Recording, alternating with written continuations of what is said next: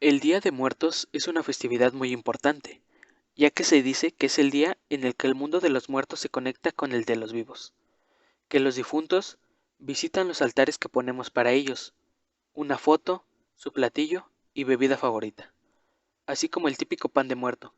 Sobre todo, los recordamos con mucha nostalgia y cariño, yendo a visitarlos a los panteones, adornar las tumbas con la bella flor de cempasúchil, veladoras, papel picado e incienso, que con su aroma transmiten tranquilidad y paz. También llevando a cabo varios desfiles en conmemoración de los difuntos. Se puede entender la gran importancia de esta festividad para nosotros. Esta noche recibimos a nuestros muertos, les tendemos un banquete para volver a compartir con ellos ese amor y ese cariño que nos dejaron a su paso. Dime, ¿quién está en tu altar de muertos? ¿Una persona importante en tu vida? ¿Un familiar cercano? ¿La mascota que jamás olvidarás? Esta noche te presento una historia donde queda constancia de que hay vida más allá de la muerte, pero que esa vida en su mayoría está constituida de recuerdos. Todo lo que soy se lo debo a doña Alma. Estaba en el primer semestre de la universidad cuando me quedé sin mis padres. En ese entonces rentábamos un pequeño departamento que no pude seguir pagando. Pasé algunos días y noches durmiendo en la calle, hasta que la señora me encontró afuera del metro, esperando el autobús. Ella no lo sabía, pero yo en ese momento estaba decidiéndome entre comprar un desayuno para tranquilizar un horrible hueco que tenía en el estómago, a utilizar ese dinero para ir a la escuela. No lo sabía, pero lo intuyó. Me preguntó si tenía muchas tareas que entregar. También me preguntó si tenía hambre.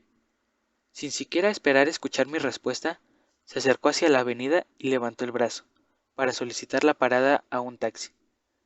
Me llevó a su casa, me invitó a pasar a la cocina a sentarme ante una pequeña barra cerca de la estufa. Encendió los 4 fogones, una olla con frijoles, un par de cacerolas con guisados y el del comal de las tortillas. La señora se esforzaba mucho para mantenerse a sí misma, y aún así me ofreció un cuarto dentro de su casa, y 3 comidas al día.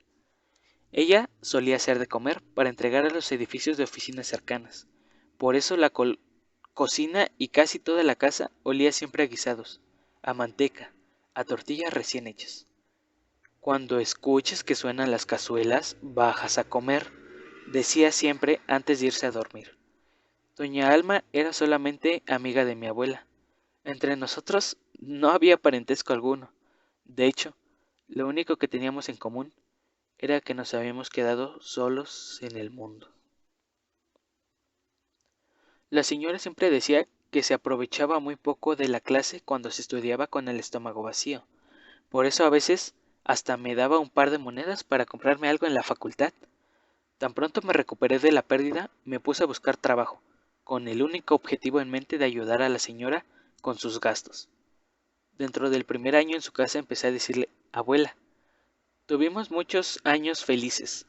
En los últimos semestres de la universidad pude independizarme, pero quedaba muy claro que no era el momento de dejarla sola.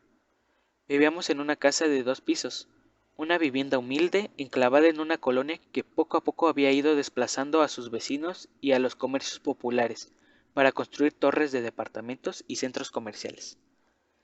Una tarde, doña Alma tuvo un accidente. Un coche que se pasó en alto la dejó muy herida y desafortunadamente falleció de camino al hospital. En esa ocasión volví de trabajar y encontré la casa vacía.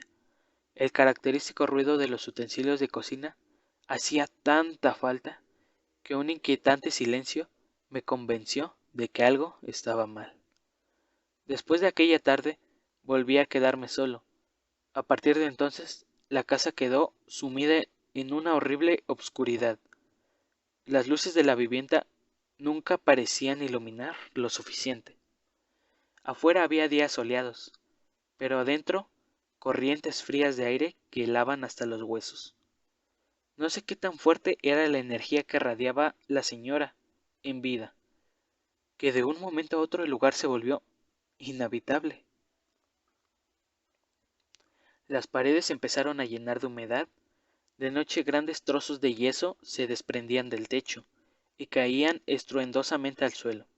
Llegué a ver en los espejos y en los reflejos de las puertas, en los cristales de las ventanas, sombras que caminaban de un cuarto a otro, pasos en la azotea, el portón azotándose de madrugada, cristales estallando, platos rotos en la cocina.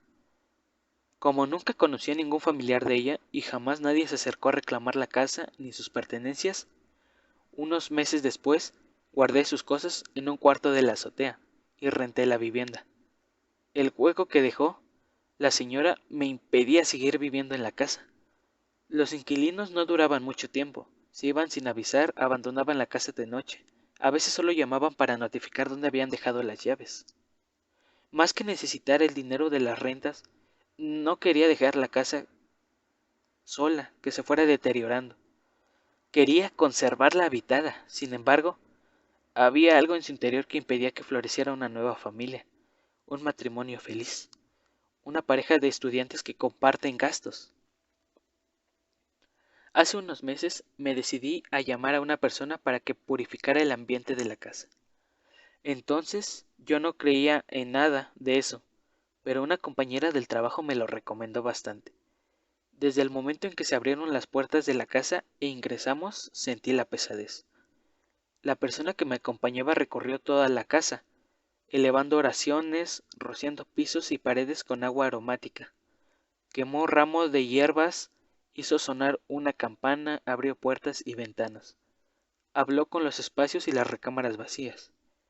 Cuando terminó, me sentó en un pequeño escritorio dentro de la que fue algún día mi recámara. Me pidió que la tomara de las manos y entonces me explicó lo que pasaba en esa casa. Sin siquiera saber el nombre de mi abuela, me contó todo de ella. Me dijo desde cuándo se había quedado sola. Me contó lo feliz que llegó a ser cuando me tuvo viviendo en su casa. No pude evitar derramar un par de lágrimas. Sin embargo, lo que yo quería saber era por qué la tristeza se había apoderado del ambiente dentro de su propia morada. Lo que pasa es que la señora no se pudo despedir de ti.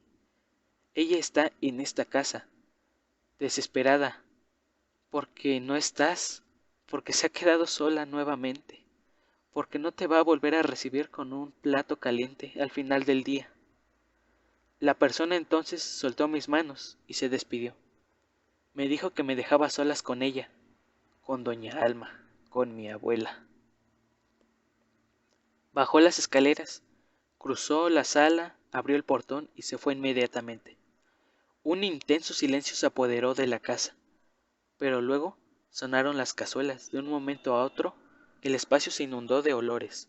Las tortillas recién hechas, los guisados de café de olla, la grasa, la manteca, el mole de los viernes, el chocolate que preparaba para la merienda. Bajé a la casa, como todas aquellas veces en que la señora me mató el hambre. Encontré el lugar más vacío que nunca. Sin embargo, ya no había oscuridad.